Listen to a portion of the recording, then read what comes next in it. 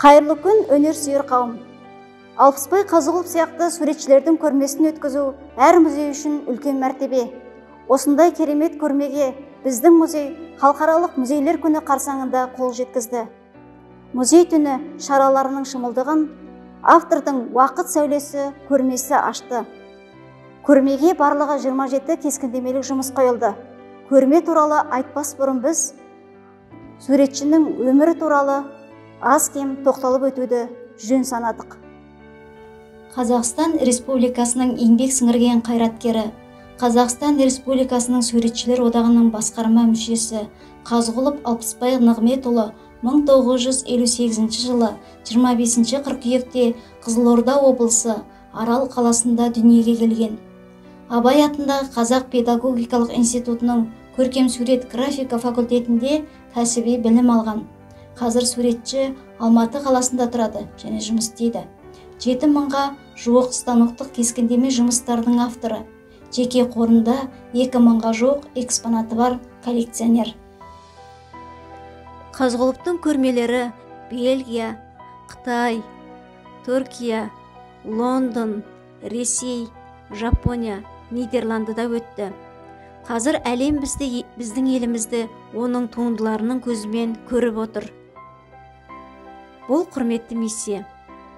Ол табиғи талантының арқасында шығармашылықта көптеген марапаттарға қол жеткізді.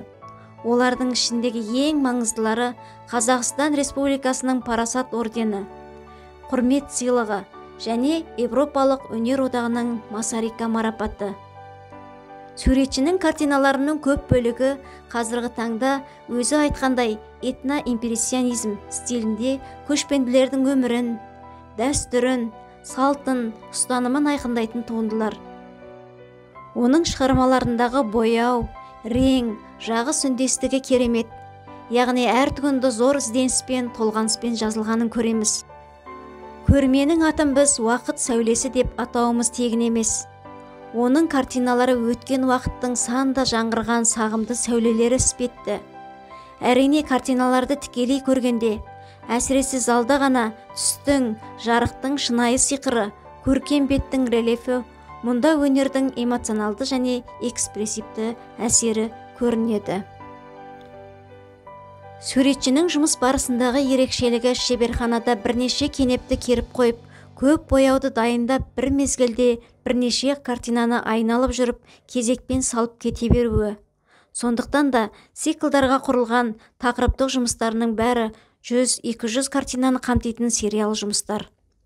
Бұл көрмеге қойылған туындылар да сол сериялардан таңдалынған. Оның мистикалық жұмыстарының жанында кез келген келуші ұзақ тұрып, табиғи күш пен энергияны сезіне алады. Оның туындылары қозғалысқа құрылған. Осы залдағы кез келген картинадан сіз уақыттың сәулесін міндетті түрде кездестіре аласыз. Көз алдыңызда көне ғасыр сыр шертеді. Керуен картинасында ешқандай тау, аспан, су көрінбейді. Бірақ кеңістік ішінен келе жатқан керуен және ұсақ салынған адамдардың шамшырақ сияқты сары сәулесі уақыттың сәулесі. Оның туындылары әрқашан серпінді. Онда тек бұлттар ғана емес, адамдар да, жануарлар да қозғалады. Суретші ауаны, шаңды, дауылды, желді және уақыттың өзін оңай жазады. Оның аталарымыз циклынан сынды көптеген картиналары болашақтың, өткеннің және бүгінгінің көрінісін жалғайтын порталдарға ұқсайтыны таңғаларлық емес пе? Ол өзіне суретші үшін таңғажайып мүмкін емес міндеттерді қояды. Сиқырлы флейта картинасында жеңіл фонда боялған музыка дыбысында найзағай пультының артынан салтатты көрінеді. Және ғашықтар композициясында қыз бен жігіттің жоғары жағынан бұлыңғыр жарқыраған қызыл, ақшыл екі энергияны байқаймыз. Әрине бұндай айқын таңбалардың өзіндік композициялық қана емес, басқа да семантикалық мағыналары бар. Сондықтан Қазығұловты символикалық суретші деуімізге де болады.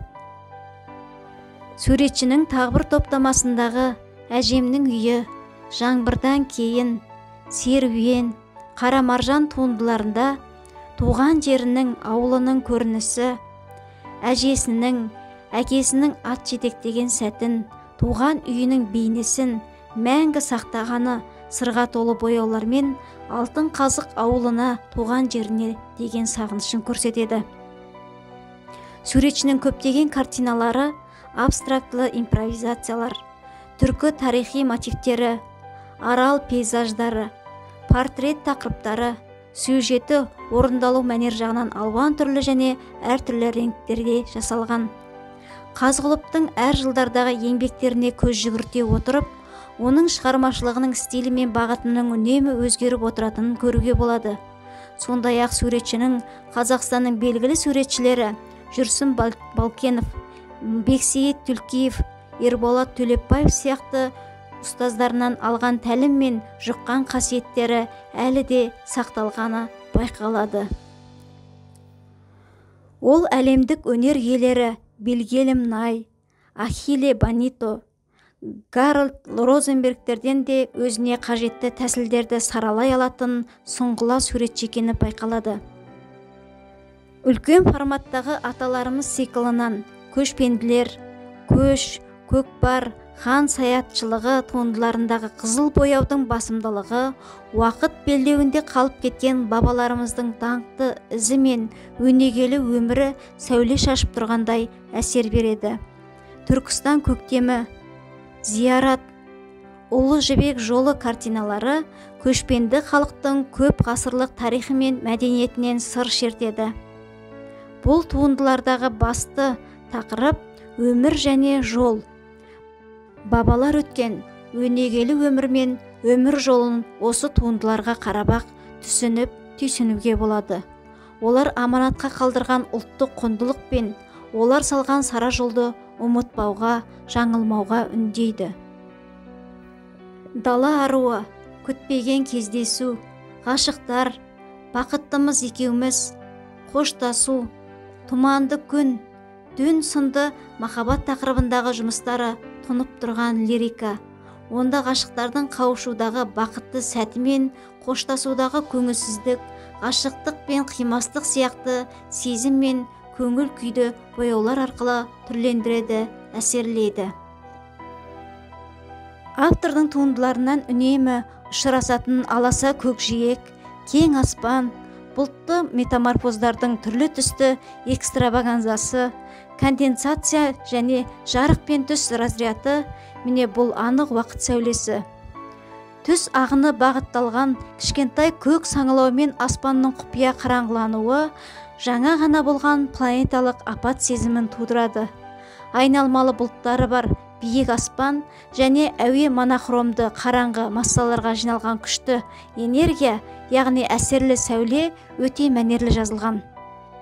Біріккен стихиялық қылғалам қозғалыстары және символдық элементтер ғажайып сәулеге айналады. Алпысбай Нағметұлы көптеген сұхбаттарында өзінің жетістігінің себептерін түсіндіргенде, ең бастысы шығармашылықпен айналысу таланттылықпен қатар еңбекқорлықты талап етеді дейді. Ол тапсырысқа мүлдем жазбайды. Мүмкін сондықтан да оның картиналары Жерар Депардье, Шыңғыс Айтматов, Патрисия Каас сияқты әлемдік мәдениет жұлдыздарының коллекцияларында сақтаулы. Қазақ ұлтының мәдени құндылықтарын өзінің қылғаламымен әлемге паш етіп жүрген автордың еңбектері еленіп, ел тарихында алтын әріппен жазылары сөзсіз. Көрме 2022 жылдың 18 мамыр мен 19 маусым аралығында жұмыс істейді. Келушілер үшін есік ашық. Тыңдағандарыңызға рахмет.